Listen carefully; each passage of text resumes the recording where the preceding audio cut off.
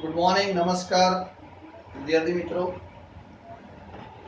આજે ફરીથી આપણે અગાઉ જે ટેક્સ્ટ બુકના અમુક ચેપ્ટર જોઈ ગયા. હવે આપણે ફરી આપણા ગ્રામર સેક્શન ઉપર આગળ વધીશું. આજે ગ્રામર સેક્શનમાં ડાયરેક્ટ ઇનડાયરેક્ટ જે એક બહુ મહત્વનું ટોપિક છે.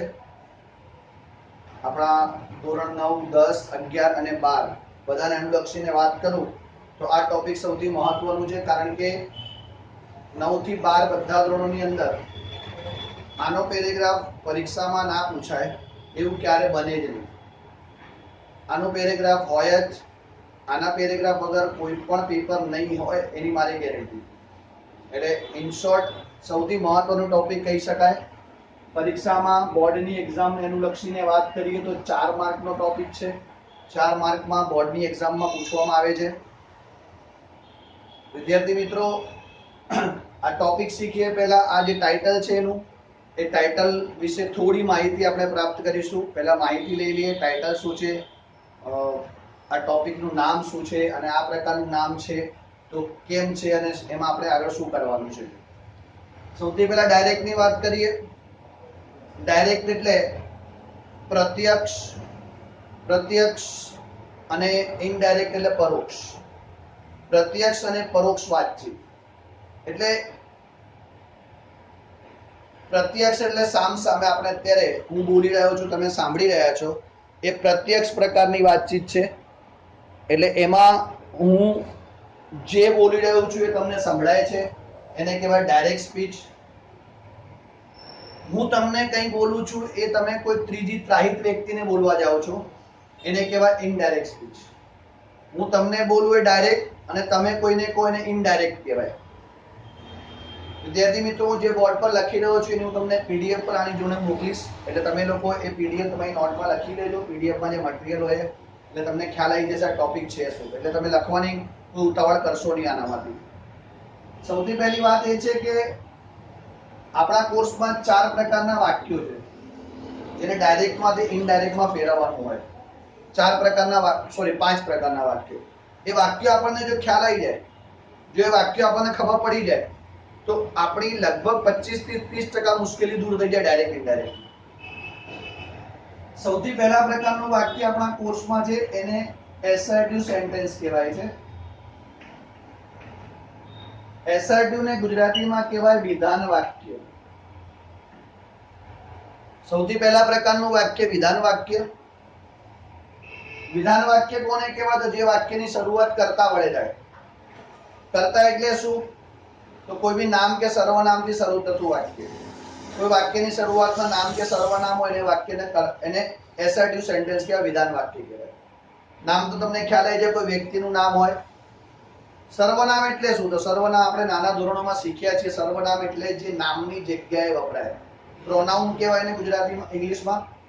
નામની જગ્યાએ વપરાય એટલે સર્વનામ છે. આઈ, વી, યુ, હી, શી, ઇટ અને તે.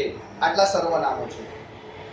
તો વાક્યની શરૂઆત નામ કે સર્વનામથી થાય એને કહેવાય વિધાન વાક્ય. બીજા પ્રકારનું વાક્ય આપણા કોર્સમાં છે ઇન્ટ્રોગેટિવ સેન્ટેન્સ. ઇન્ટ્રોગેટિવ ને ગુજરાતીમાં કહેવાય પ્રશ્નાર્થ વાક્ય. વિદ્યાર્થી મિત્રો, પ્રશ્નાર્થ વાક્ય ઓળખવામાં અઘરા નથી, કારણ કે છેલ્લે ક્વેશ્ચન માર્ક અહીંયા તમે બોર્ડ પર જોઈ શકો છો. ક્વેશ્ચન માર્ક હશે. એના 2 પ્રકાર છે, એ હું તમને ડિટેલમાં જ્યારે એક પછી એક સેન્ટેન્સ શીખીશું ત્યારે સમજાવીશ. એટલે બીજા પ્રકારનું વાક્ય છે પ્રશ્નાર્થ, છેલ્લે ક્વેશ્ચન માર્ક હોય. ત્રીજા પ્રકારનું વાક્ય છે ઉદ્ગાર વાક્ય, જેને ઇંગ્લિશમાં કહેવાય એક્સક્લેમેટરી સેન્ટેન્સ. ઉદ્ગાર વાક્ય. છેલ્લે આવું ઉદ્ગાર ચિહ્ન આપેલું હોય. આ ઉદ્ગાર ચિહ્ન છે એક ઊભી લાઈન કરેલી છે ને ટપકું કરેલું છે.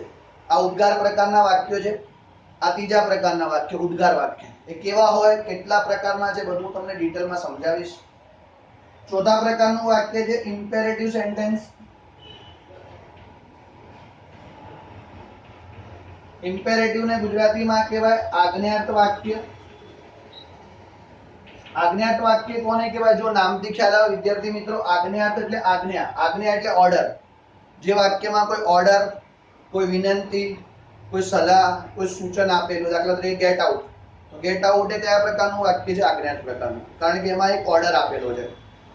વર્ક હાર્ડ કીધું હોય, વર્ક હાર્ડ એક સજેશન છે, સલાહ છે, તો એ પણ આજ્ઞાર્થ પ્રકારનું વાક્ય કહેવાય.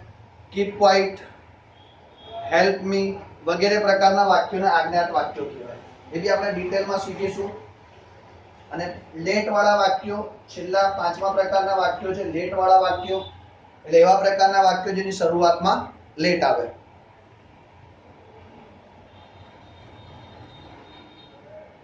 આ રીતે વિદ્યાર્થી મિત્રો ટોટલ 5 પ્રકારના વાક્યો આપણા કોર્સમાં છે, જેને ડાયરેક્ટમાંથી ઇનડાયરેક્ટમાં ફેરવવાનું આવે. એની ડિટેલ મેં તમને કીધું એ પ્રમાણે પીડીએફમાં મોકલીશ. મૌખિક તમને સમજાવી દઉં છું, લખવાની ઉતાવળ ના કરશો. જે પીડીએફ મોકલું તમે નોટમાં લખી કાઢજો, એટલે તમારી પાસે એક મટીરીયલ તૈયાર થાય. હવે આની આગળ આપણે વધીએ તો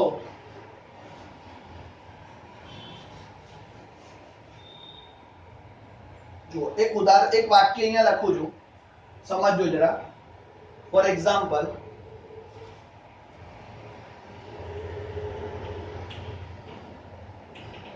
સાહિલ said to Suhani,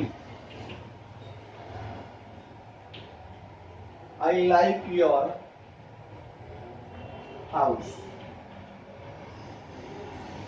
આ એક ડાયરેક્ટ સ્પીચ નું વાક્ય લખેલું છે. Sahil said to Suhani, I like your house.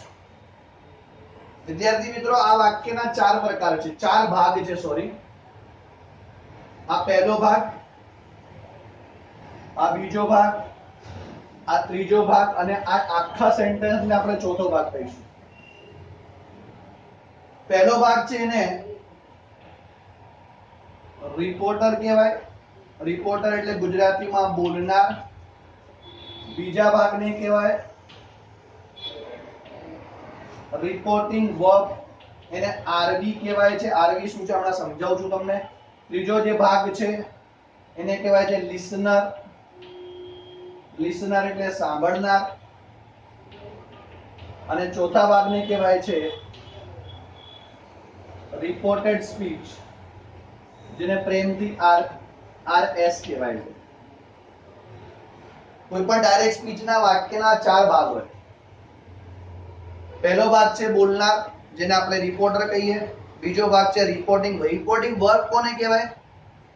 આપણે નાના ધોરણોમાં થોડું શીખ્યા છે, એટલે થોડું યાદ હશે કે આપણે એવું કહેતા હતા કે વિધાન વાક્યો તો અહીંયા ટોલ્ડ આવે, પ્રશ્નાર્થ વાક્ય તો અહીંયા આસ્ક આવે, ઉદ્ગાર વાક્યમાં અહીંયા એક્સક્લેમ્ડ આવે, લેટ વાળું વાક્ય સજેસ્ટેડ કે રિક્વેસ્ટ, જે પ્રકારનું વાક્ય એ પ્રકારનું વર્બ અહીંયા વર્બ એટલે ક્રિયાપદ મૂકવામાં આવે.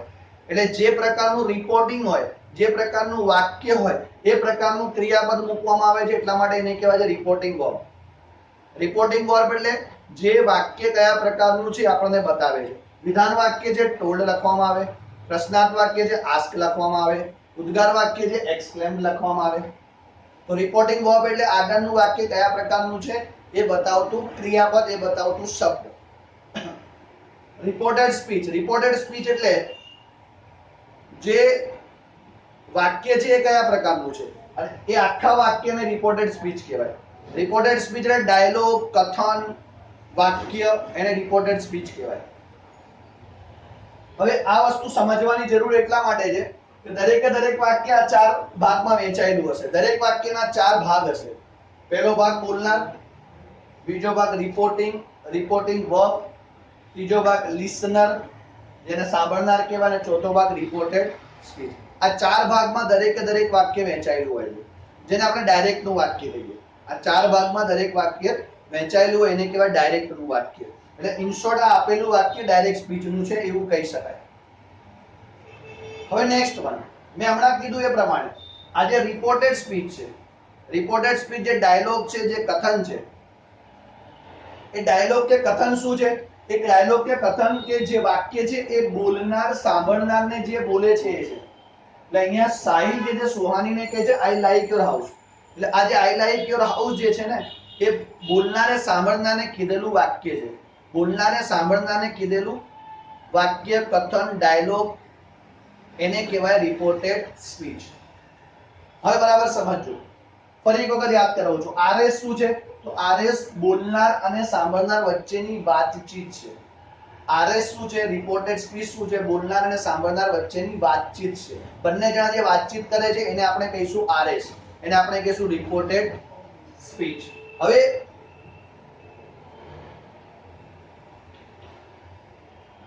સૌથી પહેલી વાત, જ્યારે આપણે વાક્યને ઇનડાયરેક્ટમાં ફેરવીશું ને તો સૌથી મહત્વનો ફેરફાર અહીંયા થાય. બે ફેરફારો થાય, બરાબર સમજજો. જ્યારે વાક્યને ડાયરેક્ટમાંથી ઇનડાયરેક્ટમાં ફેરવો ને તો પહેલો ફેરફાર આપણે કરવાનો હોય આરબી માં અને બીજો ફેરફાર કરવામાં આવે આરએસ માં. પહેલો ફેરફાર કરવામાં આવે રિપોર્ટિંગ વર્બ માં, બીજો ફેરફાર રિપોર્ટેડ સ્પીચ માં. આ બે જગ્યાએ ફેરફારો કરવાના આવે. આ નાનો દુશ્મન છે, આ મોટો દુશ્મન છે. એટલે આપણે પહેલા કોનો ખાત્મો કરીશું? મોટા દુશ્મનનો. આને પહેલા આપણે પૂરું કરશું એટલે આ તો ઓટોમેટિકલી આપણને આવડી જશે એવું છે. એટલે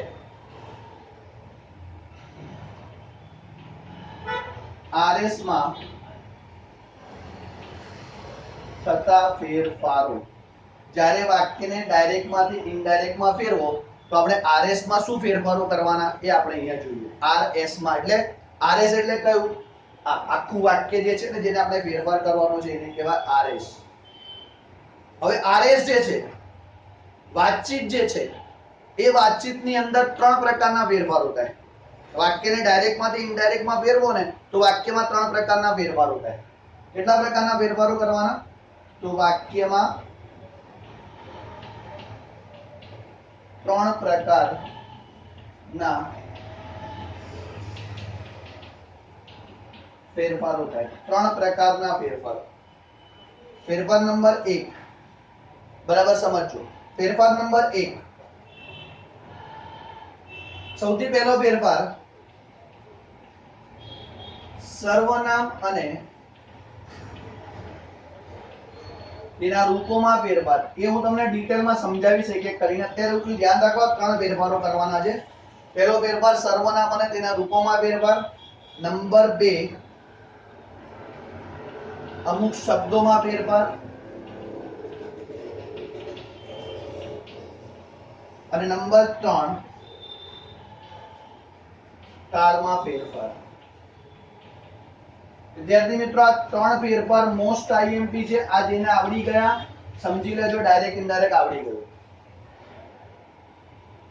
અહીંયા સુધી જે શરૂઆતની થિયરી છે, આજનો લેક્ચર અને એના પછીના લેક્ચરમાં જે થિયરી હું સમજાવીશ, બે લેક્ચરની થિયરી જો તમને આવડી ગઈ તો સમજો ડાયરેક્ટ ઇનડાયરેક્ટ તમને આવડી જશે.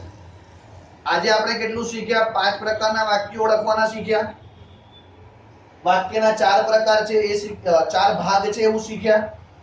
એમાં પહેલો ભાગ હતો રિપોર્ટર, બીજો ભાગ હતો રિપોર્ટિંગ વર્બ, ત્રીજો ભાગ હતો લિસનર, ચોથો ભાગ હતો રિપોર્ટેડ સ્પીચ. પછી મેં કીધું આરએસ માં થતા ફેરફારો. આરએસ માં 3 પ્રકારના ફેરફારો થાય. સર્વનામમાં થતા ફેરફારો, અમુક શબ્દોમાં થતા ફેરફારો અને કાળમાં થતા ફેરફારો. એટલે આ ફેરફારો જો જેને આવડી જાય અને ડાયરેક્ટ ઇનડાયરેક્ટ આવડી જશે. નેક્સ્ટ ટાઈમ એની આગળની વાત આપણે કરીશું. Thank you very much.